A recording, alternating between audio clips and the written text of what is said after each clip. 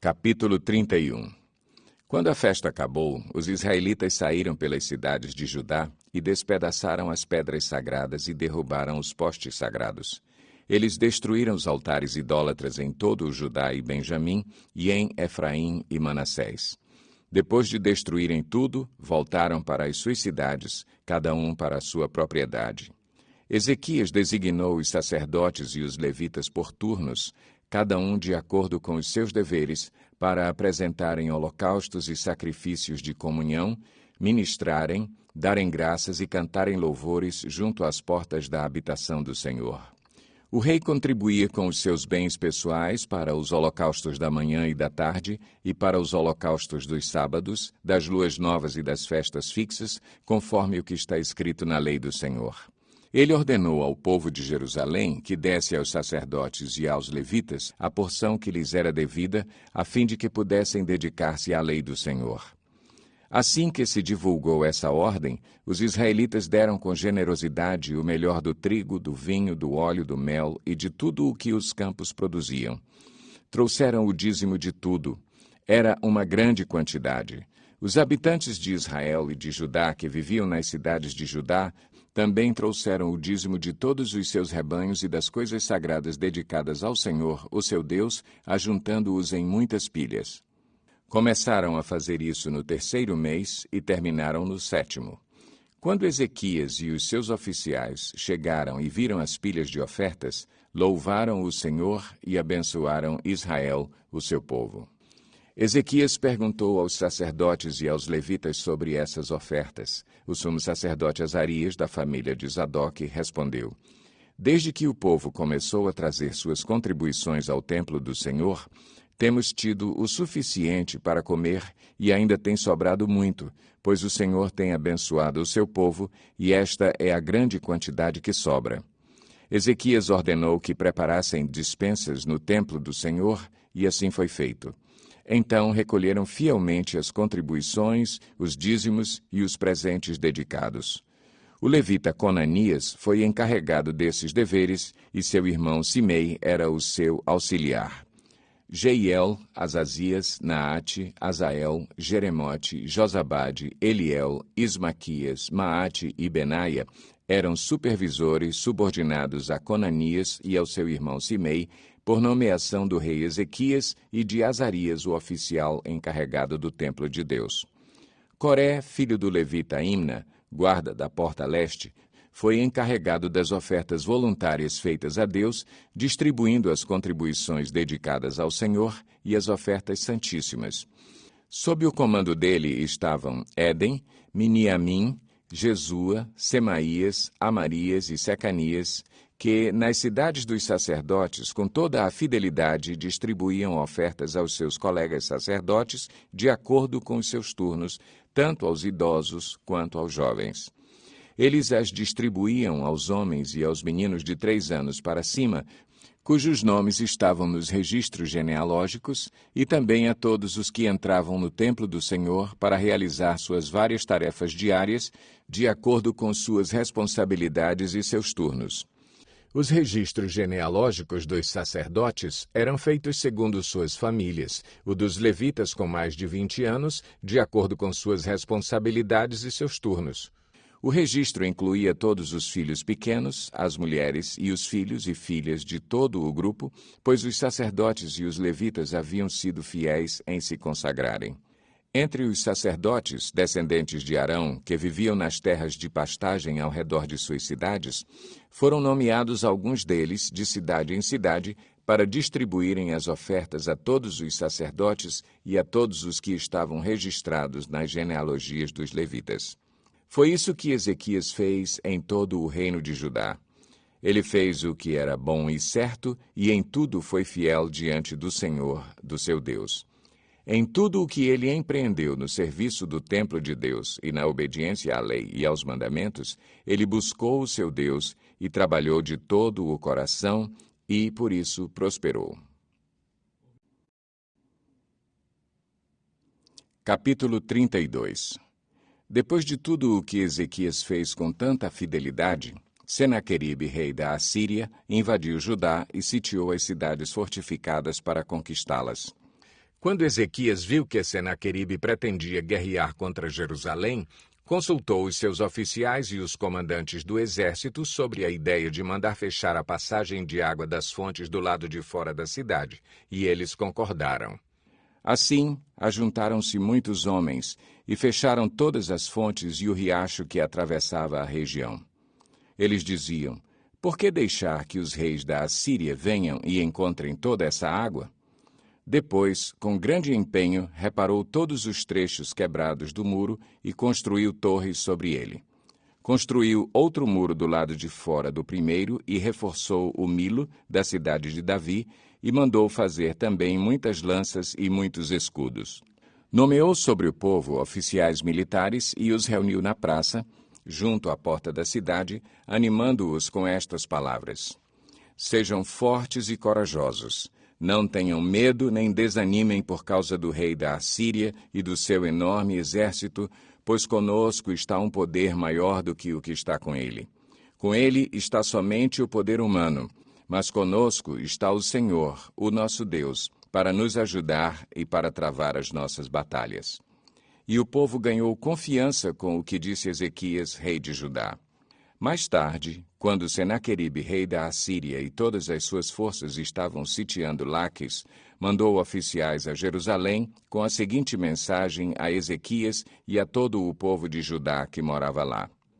Assim diz Senaqueribe, rei da Assíria: em que vocês baseiam a sua confiança para permanecerem cercados em Jerusalém? Quando Ezequias diz: o Senhor, o nosso Deus, nos salvará das mãos do rei da Assíria, ele os está enganando para deixá-los morrer de fome e de sede. Mas não foi o próprio Ezequias que retirou os altares desse Deus, dizendo a Judá e a Jerusalém: vocês devem adorar diante de um só altar e sobre ele queimar incenso? Vocês não sabem o que eu e os meus antepassados fizemos a todos os povos das outras terras? Acaso, alguma vez, os deuses daquelas nações conseguiram livrar das minhas mãos a terra deles? De todos os deuses das nações que os meus antepassados destruíram, qual deles conseguiu salvar o seu povo de mim? Como, então, o Deus de vocês poderá livrá-los das minhas mãos? Portanto, não deixem Ezequias enganá-los ou iludi-los dessa maneira. Não acreditem nele, pois nenhum Deus de qualquer nação ou reino jamais conseguiu livrar o seu povo das minhas mãos ou das mãos de meus antepassados. Muito menos o Deus de vocês conseguirá livrá-los das minhas mãos. Os oficiais de Senaqueribe desafiaram ainda mais a Deus, o Senhor, e ao seu servo Ezequias.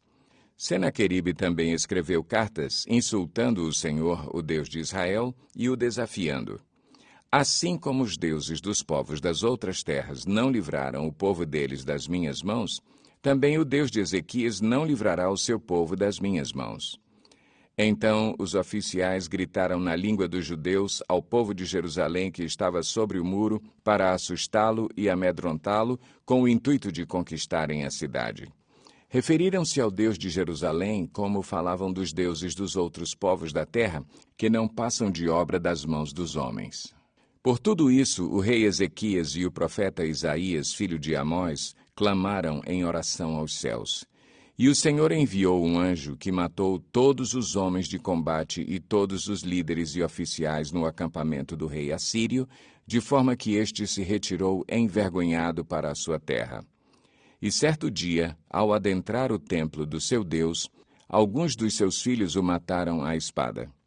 Assim, o Senhor salvou Ezequias e o povo de Jerusalém das mãos de Senaqueribe, rei da Assíria, e das mãos de todos os outros, e cuidou deles em todas as fronteiras.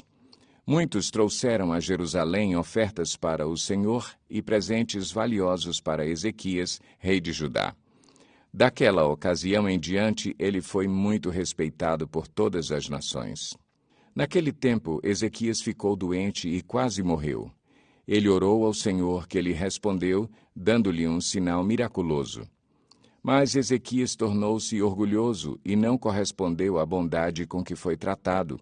Por isso, a ira do Senhor veio sobre ele, sobre Judá e sobre Jerusalém. Então Ezequias humilhou-se, reconhecendo o seu orgulho, como também o povo de Jerusalém. Por isso, a ira do Senhor não veio sobre eles durante o reinado de Ezequias. Possuía Ezequias muitíssimas riquezas e glória. Construiu depósitos para guardar prata, ouro, pedras preciosas, especiarias, escudos e todo tipo de objetos de valor. Também construiu armazéns para estocar trigo, vinho e azeite. Fez ainda estábulos para os seus diversos rebanhos e para as ovelhas. Construiu cidades e adquiriu muitos rebanhos, pois Deus lhe dera muitas riquezas. Foi Ezequias que bloqueou o manancial superior da fonte de Giom e canalizou a água para a parte oeste da cidade de Davi. Ele foi bem-sucedido em tudo o que se propôs a fazer. Mas quando os governantes da Babilônia enviaram uma delegação para perguntar-lhe acerca do sinal miraculoso que havia ocorrido no país, Deus o deixou para prová-lo e para saber tudo o que havia em seu coração. Os demais acontecimentos do reinado de Ezequias e os seus atos piedosos estão escritos na visão do profeta Isaías, filho de Amós, no livro dos reis de Judá e de Israel. Ezequias descansou com os seus antepassados e foi sepultado na colina onde estão os túmulos dos descendentes de Davi. Todo o Judá e o povo de Jerusalém prestaram-lhe homenagens por ocasião da sua morte, e seu filho Manassés foi o seu sucessor. Capítulo 33. Manassés tinha 12 anos de idade quando começou a reinar, e reinou 55 anos em Jerusalém. Ele fez o que o Senhor reprova, imitando as práticas detestáveis das nações que o Senhor havia expulsado de diante dos israelitas. Reconstruiu os altares idólatras que seu pai Ezequias havia demolido, ergueu altares para os Baalins e fez postes sagrados. Inclinou-se diante de todos os exércitos celestes e lhes prestou culto. Construiu altares no templo do Senhor, do qual o Senhor tinha dito: Meu nome permanecerá para sempre em Jerusalém. Nos 2 pátios do templo do Senhor, ele construiu altares para todos os exércitos celestes. Chegou a queimar seus filhos em sacrifício no vale de Ben-Hinom. Praticou feitiçaria, adivinhação e magia, e recorreu a médiuns e aos que consultavam os espíritos. Fez o que o Senhor reprova, provocando-o à ira. Ele tomou a imagem esculpida que havia feito e a colocou no templo, do qual Deus tinha dito a Davi e a seu filho Salomão: Neste templo e em Jerusalém, que escolhi dentre todas as tribos de Israel, porei meu nome para sempre. Não farei os pés dos israelitas deixarem novamente a terra que dei aos seus antepassados, se tão somente tiverem o cuidado de fazer tudo o que lhes ordenei em todas as leis, decretos e ordenanças dados por meio de Moisés. Manassés, porém, desencaminhou Judá e o povo de Jerusalém, ao ponto de fazerem pior do que as nações que o Senhor havia destruído diante dos israelitas. O Senhor falou a Manassés e a seu povo, mas não lhe deram atenção. Por isso, o Senhor enviou contra eles os comandantes do exército do rei da Assíria, os quais prenderam Manassés, colocaram-lhe um gancho no nariz e algemas de bronze e o levaram para a Babilônia. Em sua angústia, ele buscou o favor do Senhor, o seu Deus, e humilhou-se muito diante do Deus dos seus antepassados. Quando ele orou, o Senhor o ouviu e atendeu o seu pedido e o trouxe de volta a Jerusalém e a seu reino. E assim Manassés reconheceu que o Senhor é Deus. Depois disso, ele reconstruiu e aumentou a altura do muro externo da cidade de Davi, a oeste da fonte de Giom, no vale, até a entrada da Porta do Peixe, em torno da colina de Ofel. Também pôs comandantes militares em todas as cidades fortificadas de Judá. Manassés tirou do templo do Senhor os deuses estrangeiros e a imagem que havia colocado lá, bem como todos os altares idólatras que havia construído na colina do templo e em Jerusalém, e jogou-os fora da cidade.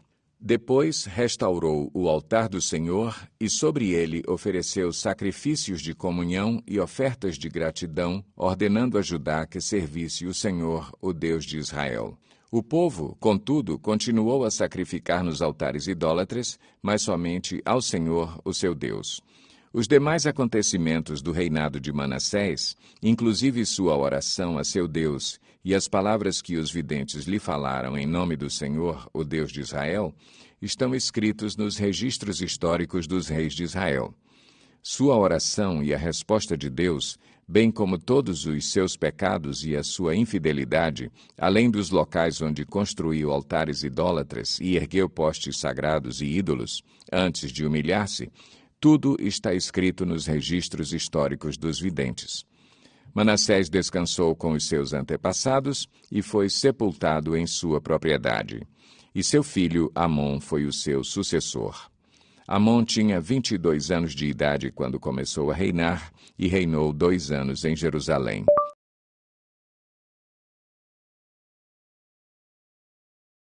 Ele fez o que o Senhor reprova, à semelhança de seu pai. Amon prestou culto e ofereceu sacrifícios a todos os ídolos que Manassés havia feito. Mas, ao contrário de seu pai Manassés, não se humilhou diante do Senhor. Antes, aumentou a sua culpa. Os oficiais de Amon conspiraram contra ele e o assassinaram em seu palácio. Mas o povo matou todos os que haviam conspirado contra o rei Amon e proclamou seu filho Josias rei em seu lugar.